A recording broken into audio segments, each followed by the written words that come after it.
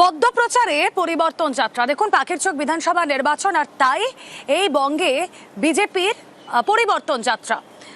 আজ থেকে যাত্রার উদ্বোধনে হেভিওয়েটরা।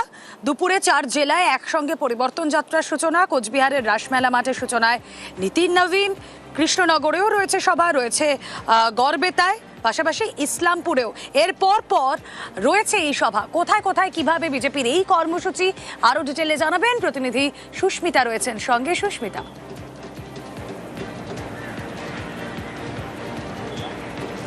দেখো, আজ থেকেই বিধানসভা নির্বাচনকে পাখির চোখ করে বঙ্গ বিজেপির পরিবর্তন যাত্রা শুরু হচ্ছে। আজ এবং আগামীকাল যে পরিবর্তন যাত্রার সূচনায় জনসভা করবেন দিল্লির 9 হেভিওয়েট নেতৃত্ব। আজ 4 জায়গা থেকে শুরু হচ্ছে এই পরিবর্তন যাত্রা। শিলিগুড়ি বিভাগের জন্য কোচবিহার রাসমেলা মাঠে আজ উপস্থিত থাকবেন বিজেপির সর্বভারতীয় সভাপতি নীতিন নবীন এবং তার সঙ্গে বিজেপির রাজ্য সভাপতি শ্রমিক ভট্টাচার্য এবং নিশীথ প্রামাণিক, এই দুইজন রাজ্য নেতৃত্বে উপস্থিত থাকবেন। তার পাশাপাশি আজ গড়বেতায় উপস্থিত থাকছেন কেন্দ্রীয় শিক্ষামন্ত্রী ধর্মেন্দ্র প্রধান, তার সঙ্গে উপস্থিত থাকছেন রাজ্য বিধানসভার বিরোধী দলনেতা শুভেন্দু অধিকারী। এছাড়াও নবদ্বীপ বিভাগের জন্য কৃষ্ণনগরে উপস্থিত থাকছেন আজ বিজেপির প্রাক্তন সর্বভারতীয় সভাপতি তথা কেন্দ্রীয় স্বাস্থ্যমন্ত্রী জেপি নাড্ডা এবং তার সঙ্গে উপস্থিত থাকছেন সুকান্ত মজুমদার এবং রাহুল সিনহা। এছাড়াও আজ কুলটিতে রয়েছেন অন্নপূর্ণা দেবী, স্মৃতি ইরানি এই পরিবর্তন যাত্রার জনসভার সূচনায়, এবং তার সঙ্গে উপস্থিত থাকবেন দিলীপ ঘোষ। আগামীকাল 5 জায়গা থেকে সূচনা হবে এই পরিবর্তন যাত্রার। আগামীকাল ইসলামপুরে থাকবেন নীতিন নবীন, হাওড়ার আমতায় থাকবেন কেন্দ্রীয় মন্ত্রী রাজনাথ সিং এবং তার সঙ্গে উপস্থিত থাকবেন শ্রমিক ভট্টাচার্য। এছাড়াও উত্তর 24 পরগনার সন্দেশখালীতে উপস্থিত থাকবেন দেবেন্দ্র ফড়নবিশ, তার সঙ্গে মিঠুন চক্রবর্তী, শুভেন্দু অধিকারীর মতো নেতৃত্ব। এছাড়াও দক্ষিণ 24 পরগনার রায়দিঘিতে উপস্থিত থাকবেন কেন্দ্রীয় স্বরাষ্ট্রমন্ত্রী অমিত শাহ, যার সঙ্গে উপস্থিত থাকবেন রাজ্যের হেভিওয়েট নেতৃত্ব। এছাড়াও ভোটের বাংলায় ফের অমিত শাহ। সঙ্গে থাকুন সুস্মিতা। ভোটের বাংলায় আজ ফের অমিত শাহ। আজ রাজ্য সফরে কেন্দ্রীয় স্বরাষ্ট্রমন্ত্রী, আগামীকাল বিজেপির রথযাত্রার সূচনায় অমিত শাহ। সুস্মিতা, যেমন বলছিলে,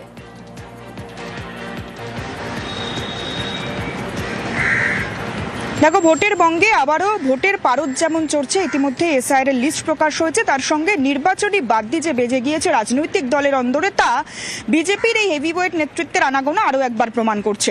এবং আজ কেন্দ্রীয় স্বরাষ্ট্রমন্ত্রী অমিত শাহ তিনি আবারও একবার বঙ্গ সফরে আসছেন। গত 3 মাসে তিনি 3 বার, কোনো সময় 1 মাসের ব্যবধানে, কোনো সময় 1 মাসের কম সময়ের ব্যবধানে তিনি রাজ্য সফরে এসেছেন। আজ রাত 9:30 নাগাদ তিনি কলকাতা বিমানবন্দরে নামবেন।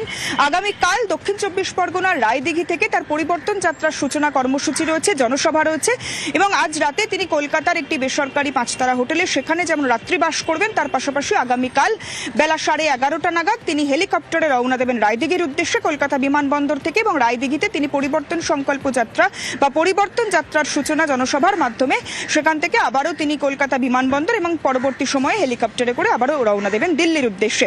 সুতরাং রায়দিঘি দক্ষিণ 24 পরগনা বিজেপির কাছে অত্যন্ত চ্যালেঞ্জিং একটি জায়গা, যে জায়গা থেকে বারংবার বিজেপি নির্বাচনে, অত্যন্ত আগামী 26-এর নির্বাচনে সেখান থেকে জয়ের আসনে তাদের জয়ের আসন বাড়ানোর জন্য বারংবার চেষ্টা করেছে। সাংগঠনিক দুর্বলতাকে আরো বেশি করে তারা একেবারে সবল করার চেষ্টা করেছে, সেই সাংগঠনিক শক্তিকে মজবুত করতে এবং মানুষের মনোবল বাড়াতে অমিত শাহ তিনি রায়দিঘি কেন্দ্রকে বেছে নিচ্ছেন। রাজ্য নেতৃত্ব যেমন এমনটা মনে করছে, তার পাশাপাশি কেন্দ্রীয় স্বরাষ্ট্রমন্ত্রী বিধানসভা নির্বাচনের আগে বাংলার মাটি কামড়ে থাকতে চাইছেন বিজেপি নেতারা।